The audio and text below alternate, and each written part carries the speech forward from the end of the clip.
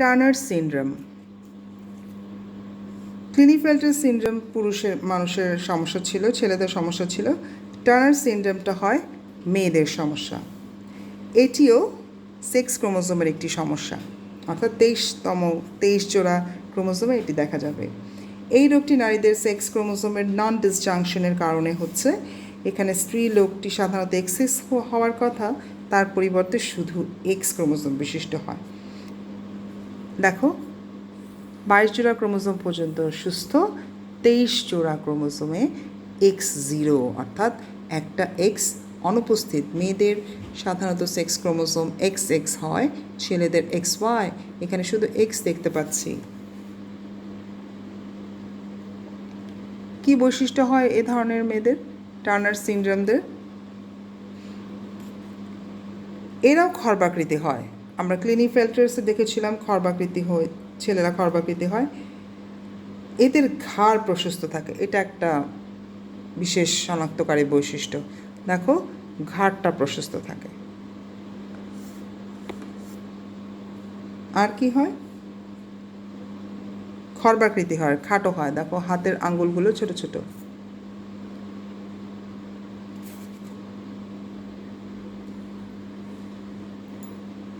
পূর্ণবয়স্ক অবস্থায় এদের স্তন এবং জনন অঙ্গের বিকাশ ঘটে না। এরা যখন পরিপূর্ণ অবস্থায় বা অ্যাডাল্ট এজে আসে, তখন কিন্তু স্বাভাবিক নারীর বৈশিষ্ট্য এই টার্নার সিনড্রোম মহিলাদের থাকে না। যেমন এদের স্তন বিকশিত হয় না, জনন অঙ্গের বিকাশ সাধন হয় না। এর কারণে এরাও কিন্তু বন্ধ্যা হয়, অর্থাৎ মা হওয়ার ক্ষমতা তাদের থাকে না।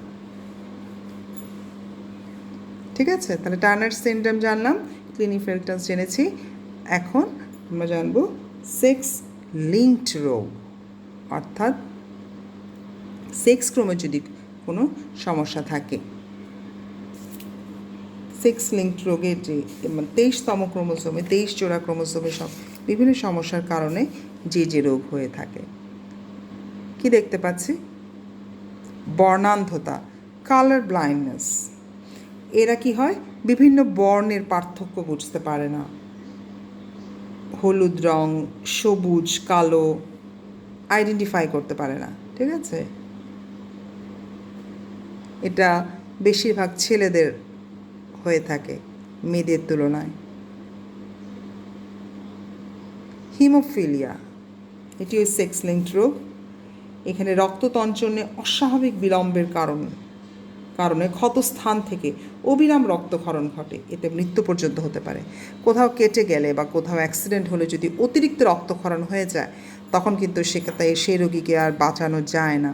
তাই রক্তক্ষরণ, অ্যাক্সিডেন্ট হবে, রক্তক্ষরণ হবেই, এটাই স্বাভাবিক। কিন্তু যদি হিমোফিলিয়ার রোগ বিশিষ্ট রোগের হয়, হয়তো সাধারণ একটু কেটে গেছে কিন্তু অতিরিক্ত রক্তক্ষরণ হয়, তখন বুঝতে হবে যে তার হিমোফিলিয়ার রোগ আছে। এবং এটিও একটি সেক্স লিঙ্কড রোগ। তাহলে হিমোফিলিয়ার রোগ হলে কি হয়? অস্বাভাবিক বিলম্ব হয় রক্ততঞ্চনে বা রক্ত জমাট বদ্ধকরণে অস্বাভাবিক বিলম্ব। এটি হচ্ছে হিমোফিলিয়ার রোগের লক্ষণ। রাতকানা কি? রাতে কোনো জিনিস স্পষ্ট দেখতে না পাওয়া, অর্থাৎ সানলাইট থাকলে ঠিক আছে, যেই সানলাইট থাকে না, কৃত্রিম আলোতেও তারা দিনের মতো দেখতে পারেন। এটা ভিটামিনের অভাবজনিত রোগ এবং এটি কিন্তু সেক্স লিঙ্কড রোগ, অর্থাৎ বংশগত রোগ। একটোডার্মাল ডিসপ্লেসিয়া, তোমাদের বই আছে ডিসপ্লেসিয়া, আসলে কিন্তু গার্লস, এখানে আবার ডিসপ্লেসিয়া। এখানে দাঁত থাকে না, ঘাম গ্রন্থিও থাকে না, দাঁতের অনুপস্থিতি। দেখো, স্বাভাবিকভাবে যে দাঁতের গঠন, এদের দাঁতের গঠন একটু অন্যরকম, ফাঁকা ফাঁকা, অর্থাৎ এখানে দাঁত অনুপস্থিত। এটি একটি সেক্স লিঙ্কড রোগ, একটোডার্মাল ডিসপ্লেসিয়া। অপটিক অ্যাট্রফি হচ্ছে একটি স্নায়ুর সমস্যা। সেটা কোন স্নায়ু? অপটিক স্নায়ু, যেটি আমাদের দেখতে সাহায্য করে, দর্শনে সহায়তা করে। সেই স্নায়ুতে যদি ধীরে ধীরে নষ্ট হয়ে যায়, তখন যেই রোগটি হয় সেটাকে বলে অপটিক অ্যাট্রফি, এবং এটাও সেক্স লিঙ্কড রোগ, পিতামাতা থেকে সন্তানের মধ্যে আসে। জুভেনাইল গ্লুকোমা, এটিও একটি চোখের রোগ, অক্ষিগোলকের কাঠিন্য, অক্ষিগোলকের সমস্যাটা দেখো, এটা সুস্থ, এখানে জুভেনাইল গ্লুকোমা হয়েছে, এরা একসময় অন্ধ পর্যন্ত হয়ে যায়। হোয়াইট ফোরলোক, মাথার সম্মুখ ভাগে একগোছা সাদা চুল, কীরকম অস্বস্তিজনক না? হ্যাঁ, সেক্স লিঙ্কড রোগগুলো এই ধরনেরই। আর এটা হচ্ছে মায়োপিয়া, এটা অহরহ দেখা যায়। কোনো কিছু দেখলে রেটিনায় ছবিটা না পড়ে রেটিনার আগে প্রতিবিম্ব সৃষ্টি হয়, তখন আমাদের যে দেখতে সমস্যা হয়, তখন এটা চশমা ব্যবহার করলে এই মায়োপিয়া রোগটা থেকে মুক্তি পাওয়া যায় খুব সহজেই। তা দৃষ্টিহীনতা।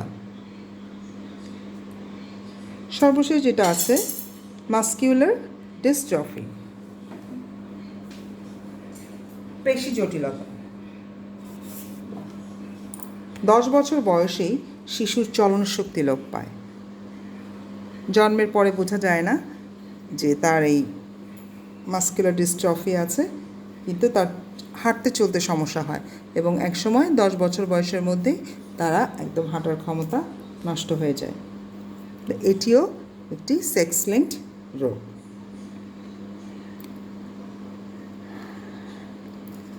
সেক্স লিঙ্কড রোগের ঝুঁকিতে মেয়েদের থেকে ছেলেরা বেশি কেন?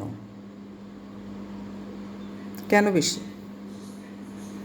দেখো স্লাইডে, এখানে XX ক্রোমোজোম আছে। মেয়েদের আমরা জানি 23তম ক্রোমোজোমে XX থাকে, একই রকম দুটো, আর ছেলেদের XY থাকে। দেখো দুটো কিন্তু আলাদা। আর একটা জিনিস খেয়াল করো, এক্স ক্রোমোজোমটা একটু বড়, ওয়াই ক্রোমোজোমটা একটু ছোট। তাহলে সেক্স লিঙ্কড রোগ অর্থাৎ যখন প্যারেন্ট থেকে তার ডটারে বা সন্তানে ক্রোমোজোম আসবে, মিওসিস কোষ বিভাজনের মাধ্যমে গ্যামেট হয়, ঠিক তো? যদি আসার সময় নতুন প্রজন্মে যখন লিঙ্গ নির্ধারণ হবে, কোন ক্রোমোজোমটা মিলিত হবে কোন গ্যামেটের সাথে, তার উপরই ডিপেন্ড করে তৈরি হয় জাইগোট, ঠিক তো? তাই কোনো কারণে যদি এই 23তম ক্রোমোজোমের XX এর মধ্যে যদি কোনো মেয়ের এক্স ক্রোমোজোমের মিউটেশন হয়ে যায় সাপোজ, বা নন ডিসজাংশন বা যে কোনো জেনেটিক বিশৃঙ্খলা ঘটে, তখন কিন্তু তাকে ঢাকার জন্য বা সেটাকে রোধ করার জন্য তার সাবঅর্ডিনেট আরেকটি ক্রোমোজোম থাকে। নতুন ক্রোমোজোমে বা জাইগোটে তখন এই সুস্থ ক্রোমোজোমটা প্রকট হবে, কারণ এখানে যদিও থাকবে কিন্তু আরেকটি থাকে বিধায়, সুস্থ থাকে বিধায় এটি প্রকাশ পায় না। সাধারণত একই সাথে দুটা ক্রোমোজোমে জেনেটিক বিশৃঙ্খলা হবে, এটা সাধারণত হয় না, ঠিক আছে? তাই মেয়েরা এদিক দিয়ে বেঁচে যায়, যে একটা তো যদি থেকেও যায় আরেকটি সুস্থ থাকে বলে সমস্যাটা প্রকাশ পায় না। ছেলেদের ক্ষেত্রে দেখো প্রত্যেকটা ক্রোমোজোম একটি একটি করে আছে। যদি এক্স ক্রোমোজোমের সমস্যা হয় তাহলে একে ঢাকার মতো বা সাবঅর্ডিনেট কোনো এক্স ক্রোমোজোম নেই, এই কারণে প্রকট হয়ে যায় সেই জেনেটিক বিশৃঙ্খলাজনিত ক্রোমোজোমটি। এই জন্য বলা হয় সেক্স লিঙ্কড রোগের ঝুঁকিতে মেয়েদের থেকে ছেলেরাই বেশি সমস্যায় থাকে।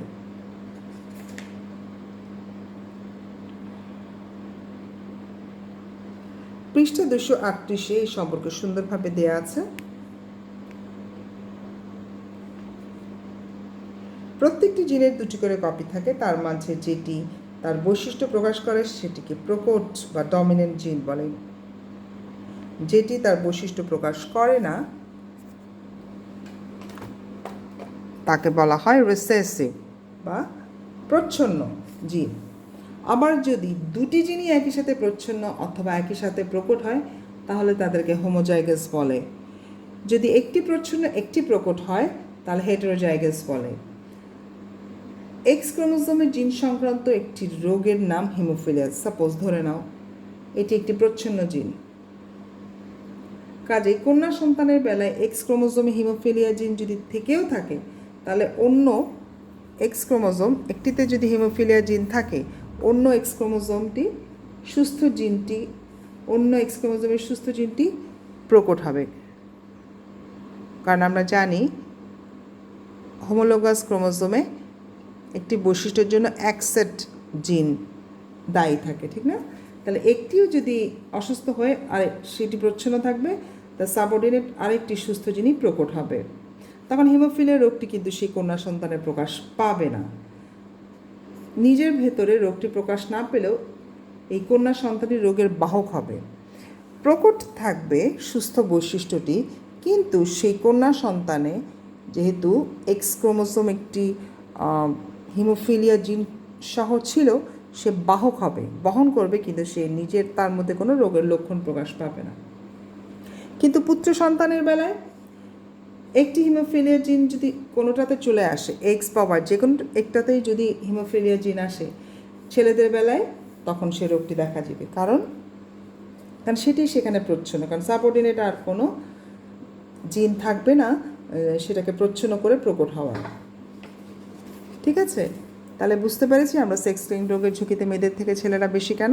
এরকম প্রশ্ন আসতে পারে যে মেয়েদের থেকে ছেলেদের কেন বর্ণান্ধতা হয়, মেয়েদের থেকে ছেলেদের কেন হিমোফিলিয়া রোগটা দেখা দেয়, ইত্যাদি ইত্যাদি। একটি বাড়ি কাজ নিয়ে নাও। যে আমরা ডিএনএ টেস্ট থেকে আজকের পড়া শুরু করেছিলাম, আর শেষ হলো আমাদের সেক্স লিঙ্কড রোগ। একটি উদ্দীপক দিয়েছি। ক নম্বর জ্ঞানমূলক প্রশ্ন, সিনড্রোম কাকে বলে? খ নাম্বার একটু আগে যে প্রশ্নটা বললাম, মেয়েদের থেকে ছেলেদের কেন বর্ণান্ধতা বেশি দেখা যায়, ব্যাখ্যা করো।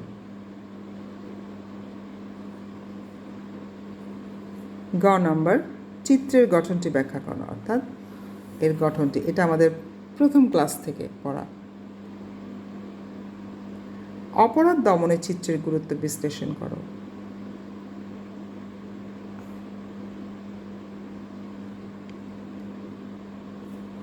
অর্থাৎ কি বলেছে, ডিএনএ টেস্ট।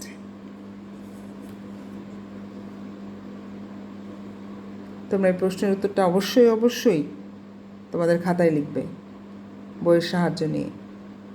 আজকে এ পর্যন্তই। এতক্ষণ আমার ক্লাসটা ধৈর্য সহকারে শোনার জন্য তোমাদের অসংখ্য ধন্যবাদ। ক্লাস করার পরে অবশ্যই পাঠ্যপুস্তক ভালোভাবে পড়বে। আশা করি আমার ক্লাসটা তোমাদের পড়া বুঝতে সাহায্য করবে। আজকে এ পর্যন্তই, পরবর্তী ক্লাসে আবার কথা হবে। ভালো থেকো সবাই।